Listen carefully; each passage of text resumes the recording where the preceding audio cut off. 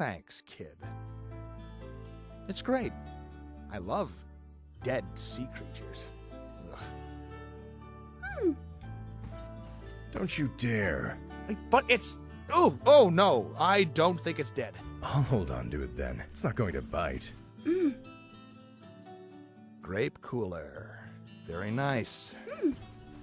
Oh, a sea star is too icky for you, but you'll accept a grungy old bottle cap? Oh, hush, we're bonding. What are you thinking about? Just this kid and how...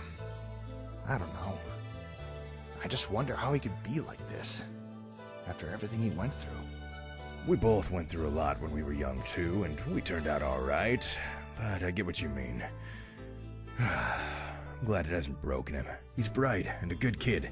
He'll be okay. Careful!